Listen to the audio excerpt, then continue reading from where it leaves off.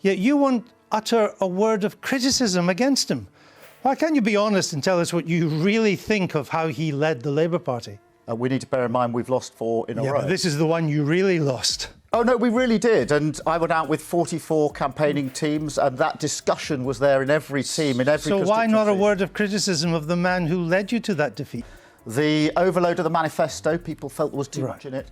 And I'm sad to say, in a number of areas, anti-Semitism came up. So the leadership did come up. No. Have you ever felt your heart race as you're put on the spot, struggling to find the right word? That's exactly what Keir Starmer experienced during his face-off with Andrew Neil. Before we move on, I'd like to ask you a small favor. If you appreciate this content, please take a second to like this video and subscribe to the channel. Over 98% of you watch the videos without subscribing. It costs you nothing, but it makes a huge difference to us. So did you click the subscribe button? Great, thank you so much. Now, back to the video. As we watch Starmer's composure slip away, we're reminded of our own moments under pressure. It's a stark reminder that even those at the top of their game can falter when the heat is on. How would you have handled Neil's relentless questioning? Tell you what a lot of people, because you're reluctant to say what Charlie Faulkner thinks you think. And that is, you're reluctant because a large part of the Labour membership still worships Jeremy Corbyn. I worked well with him. He actually led us through some really difficult times.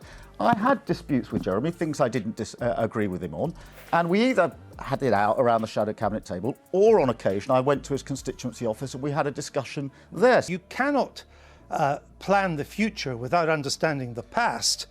And if you have nothing bad to say about Mr. Corbyn's leadership now, why did you take part in the attempt to topple him as leader in 2016? Andrew Neil's reputation as a master interviewer precedes him, and his face-off with Keir Starmer was no exception. As the cameras rolled, Neil's opening moves seemed innocuous enough. He greeted Starmer with a friendly smile, asked about his day, and eased into what appeared to be casual small talk. But those who know Neil's tactics recognize these as carefully laid traps. Starmer, initially confident and poised, attempted to steer the conversation towards his prepared talking points. He spoke about Labour's vision for the future and his plans to reform the party. But Neil wasn't interested in rehearsed speeches. With surgical precision, he began to probe deeper, catching Starmer off guard with a sudden shift to campaign funding transparency. A mile wide, an inch deep, but this is what we've talked about the real change that the UK needs, which is a system that is not the first past the post scenario anymore. I mean, the whole thing's absolutely bonkers,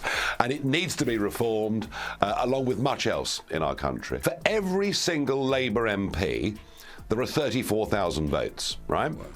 For every Reform MP, there are 815,000 votes. Mr. Starmer, can you tell us exactly who funded your leadership campaign? Neil asked, his tone deceptively light. Starmer's smile faltered for a moment as he scrambled to find solid footing. He began to recite a list of unions and individual donors, but Neil wasn't satisfied. He pressed further, asking for specific amounts and dates. As Neil methodically dismantled each of Starmer's prepared responses, the atmosphere in the studio grew increasingly charged. Starmer's carefully crafted image of calm competence began to crack under the relentless scrutiny. His answers became more hesitant, punctuated by awkward pauses and nervous glances off camera. Neil remained unflappable, his expression neutral as he continued his line of questioning. And what about the donations from private equity firms? How do you reconcile that with Labour's stance on wealth inequality? He asked, his tone deceptively casual. Starmer's composure visibly slipped as he struggled to provide a coherent answer. With each exchange, Starmer's vulnerability became more apparent. His responses grew defensive, his body language tense. The confident politician who had entered the studio was slowly unraveling before the viewer's eyes. What makes you suspect of Keir Starmer personally? Starmer himself is a man of very interesting background. I think his struggles over what I find actually the rather dull subject of the transgender issue. He was mixed up with a tendency called Pabloism in his 20s, which is an outward branch of Trotskyism. Starmer has apparently sent newly appointed National Security Advisor Jonathan Powell to the Chagos Islands to get the deal over the line before Donald Trump takes office in January. As Neil prepared to move on to the next topic, it was clear that this was just the opening salvo. Starmer had weathered the first storm, but Neil was far from finished. The real battle was about to begin, and Starmer looked anything but prepared for what was to come. Politicians often craft carefully maintained public personas, but what happens when that facade begins begins to crack under relentless pressure. Starmer was about to find out, and the results would be televised for all to see. As Neil continued his relentless pursuit of facts, the interview took on the feel of a psychological siege. Starmer, visibly rattled by the earlier exchanges, attempted to regain control with rehearsed talking points. He spoke about Labour's vision for the future and his plans to reform the party, but Neil wasn't interested in prepackaged soundbite. With surgical precision, Neil began to methodically dismantle each of Starmer's prepared responses. He pressed Starmer on campaign funding transparency, demanding to know the identities of his major donors. Starmer struggled to provide clear answers, his discomfort growing with each passing moment. Neil highlighted that Starmer had only disclosed about $125,000 worth of donations, raising pointed questions about the total funding of his campaign. The tension in the studio was palpable as Neil moved on to confront Starmer about policy inconsistencies. He challenged Starmer on his shifting positions regarding critical labor policies, particularly his previous pledges on university tuition fees and workers' rights. Starmer's attempts to redirect the conversation appeared increasingly evasive, his agitation becoming more visible with each question.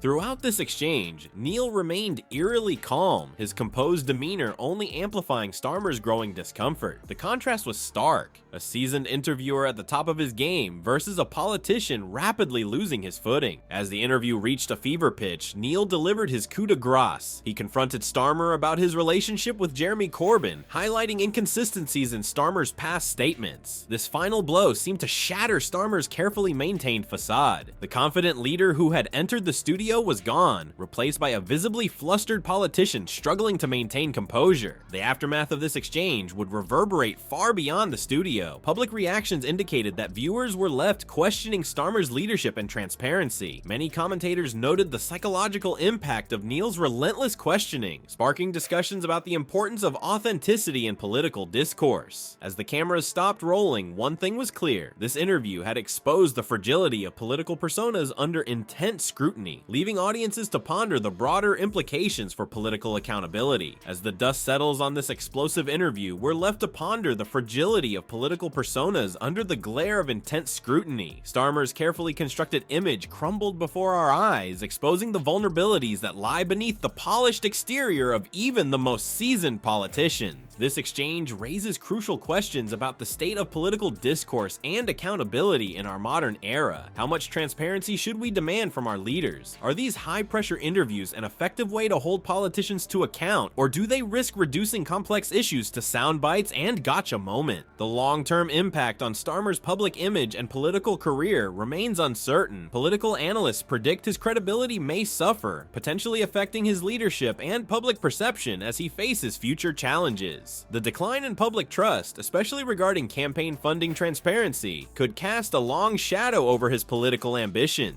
As viewers, we're left to grapple with these questions, reassessing our own expectations of political leaders and the media's role in shaping public opinion. One thing is clear: in the age of 24/7 news and social media, the line between public persona and private individual has never been thinner.